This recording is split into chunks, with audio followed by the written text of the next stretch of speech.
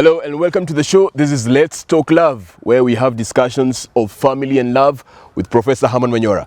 And today we have a discussion that is a message from someone who is looking to have their story discussed here, an issue that I believe, Prof, is an issue that you find we've discussed it before, not in depth, but this is a unique issue that will, let me just go straight to the message. It says, "Hi Kemadi, please discuss my issue on your show. My fiance and I are getting ready." This is a lady. "We are getting ready to have a wedding in August, but my father has set the bride price too high. And my husband, he says he cannot pay. I have tried to talk to my dad to allow us to get married first and then pay the dowry later, but he insists that if my new man cannot pay the required amount now, then he ought to postpone the wedding until he can get the required amount, because then he cannot take care of me if he cannot afford that." That's the dad's take. And she says, "My husband and I are planning to elope and get married without my parents' blessings if the old man doesn't budge in his demands." So this lady is asking, should we proceed and have the marriage without my dad's blessing, the wedding? Or what should we do? Because now the dowry has been set too high and the lady is on the husband's side, the fiance's side. What would you advise? While talking to a friend of mine last week, Yes. something about wedding came in our discussion. Then I remembered and asked him, by the way, what happened? I was among elders when your daughter was trying to get married to some kissy young man. Yeah. What happened?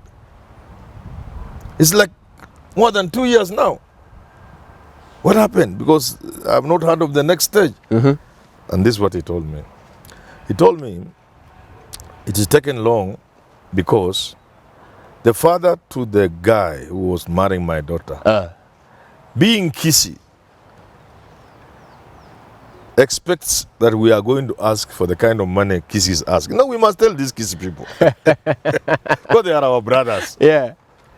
Because he's kissy, he's looking at this thing from a kissy eye. And they say they are still mobilizing the sources. So my friend tells him, no. 2 years later. Me, if your son loves my daughter, they just get married. I don't need anything. You can just bring a cow or two with 5,000 shillings, whatever it is. It's fine. Nothing. Dowry or whatever it is called, it's just symbolic. Some people ask up to $1 million, Yeah. Prof. Now, you see, we must tell our brothers, especially the kisses, it's serious business. Yeah. I've escorted a friend of mine. And the figures I had were atrocious. They was ridiculous. Ridiculous. I didn't want to speak, but I was forced to ask, what exactly is the problem here? It's like you're buying a prime plot of land. So we would advise our fellow countrymen, dowry is not a business. If you read books like some of these books, which is like Things Fall Apart, and Chinua Achebe. that lengthy process of negotiations, and even people who don't understand Kenya, like Karen Brixen and Smith Huxley, who have written, when they see a prolonged negotiation for dowry, they think they call it the bride price. Yeah, that's the Africans are selling their daughters like mercantile, like cows, like you sell something. They don't know it is a process of getting to learn each other. Through that lengthy discussion on dowry, what they call bride price, people get to know each other better. You get it? It is like when Karen Brixen sees Kikuyus negotiating families. Somebody has been murdered and the two families are together and they are negotiating, they are talking. Karen thinks these are useless people. They are thinking about life, you can buy it. No! It is psychologically coming to terms with what has happened. Yes. Together. Because people must still stay together also, so that they can also heal. They can also remain in the community. So dowry is not basically a commercial thing. We must tell our people let that lady go to her parents with friends, other relatives. If she's a Muslim, well, Muslims don't do that, of course. No. Christian, if she's Christian, talk to your pastor, talk to a church elder, approach your father, tell him, no, this is not how it works. No, it doesn't work like that.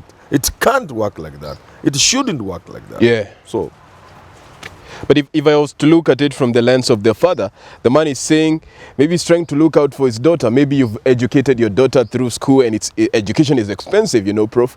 And you've gone through all these things, and you're looking for a man who you're sure will not put your daughter in the same hard life that you've been trying to help her avoid. And maybe that's what some of these men who are setting this bride price, these fathers, maybe it's just out of love for your daughter. Yeah.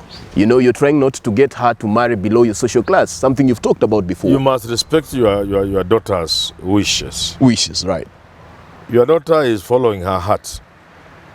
She loves somebody. And that to me is what matters. I know there are certain things we see from outside which lovers don't see.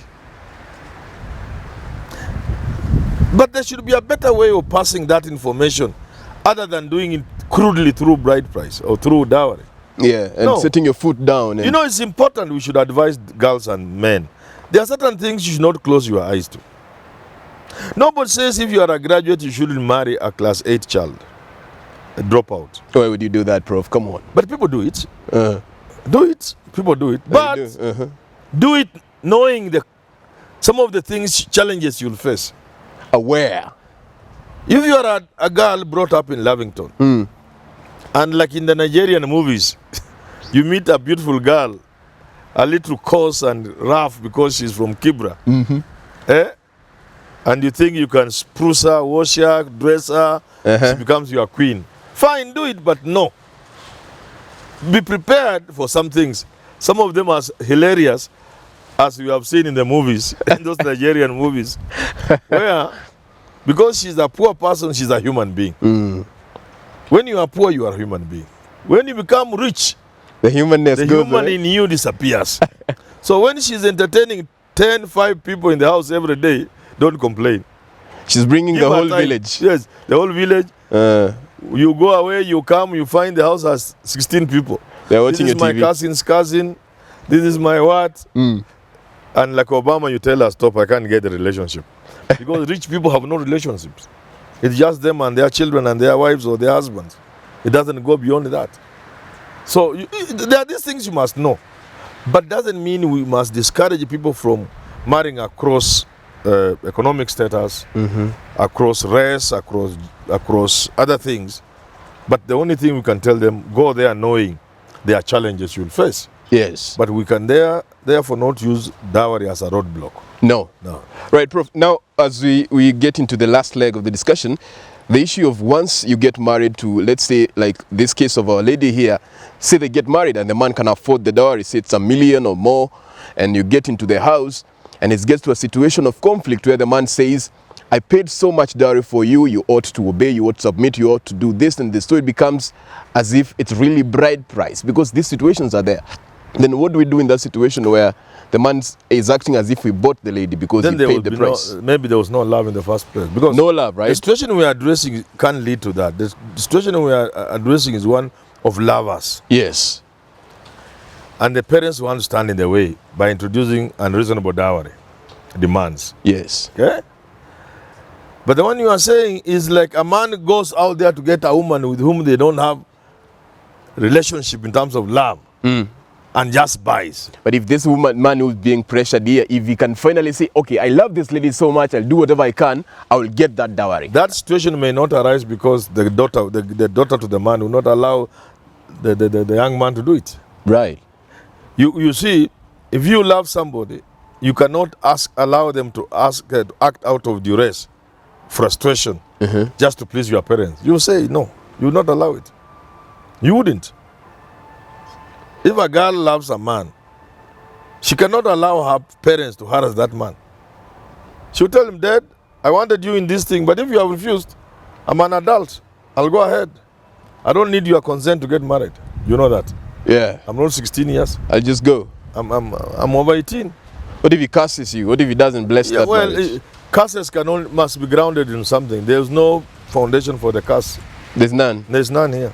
So are you saying, Prof, that these dowry prices are entirely useless? That they're not useless. They have their role. But when you commercialize the dowry, then it loses the meaning. Then even that curse of yours cannot function. It can? Yeah. During the days when there were things you had to do to get somebody's daughter, they were all reasonable. They were all sanctioned by society. And society knew there were things anybody could afford. So only the extremely lazy or hopelessly poor could not afford to do them. But an example from the Kikuyu, a man would go and work to get money for the circumciser. You get it? Yes. Even so the Bible. Society knew that what we ask of a man when he's marrying somebody's daughter is something they can afford. And not just the money or not just the cows or the goats. There are a host of other small things you had to do. Each of them had a meaning. So if you ignored that, then a curse could work. It could. Yeah. Or say when say a man says, I cannot afford to pay dowry, so I don't need to go see your parents, I don't need to know your daddies, I just take the woman and go. No, that's Is that good practice? Good. We have discussed that, we have said. Yes. A wedding need not be expensive. No. You've said that before. Dowry need not be unreasonable. So, many of the people who have not gone to see parents of the women they love, if they love them, of the women they live with, they call married, have not failed to see the parents of the girl because of money, not because of resources. Ni ujinga tu. Ni ujinga wako nayo. Ujinga tu. Kiburi, ujinga, madharau, and carefree attitude. Attitude. And others who keep thinking that things will change, they will be rich. Keep waiting for that day. All right, Do Prof. this. But they must tell parents this. No situation is permanent. No situation is permanent. A relative of mine, physically, God rest his soul, is dead. He physically went to remove his daughter from a young man who was an orphan, who was poor, visibly poor. But the girl loved this man. Alienda kamtoa. Hata hakukuwa na kwao. The girl, as I speak to you now, is a drunkard. She's a hopeless case. Because of that. Kuna kitu kwa nyumbani kwetu naitwa synagogue. Is in Nairobi here and at home also. She's the mama assembly of the synagogue. When somebody dies, there are young men who behave like Mungiki. Let me not say that the boy, the orphan, is now not very rich, but doing well. Much better than then. No, he's doing well. He went into small business, this Mali. You know, he has expanded the business, big shop. He has bought land. He has got more than one parcel of land. He has put up a home. He's married. He has a family. He's just doing well. No situation is permanent. This girl, if I say how I'm related to her, people will know the one I'm talking about. This girl is Mama Assembly of Synagogue. No situation is permanent. Right. Yes. So sidharau mtu kidhani. No, today he may be poor. Tomorrow he may be a millionaire. Today he may be a millionaire. Tomorrow he may be walking the streets begging. Keeps changing. The life changes. Let's end it there, folks. There's nothing you can add to a discussion like that. It's a talk on dowries and marriage and the role of parents and the pay that men give to get a wife or to come together with a woman. Of course, these discussions, we have them here every week with Professor Herman Manyora, and we can get the written articles on Nairobi Review on these discussions and much more. See you next time.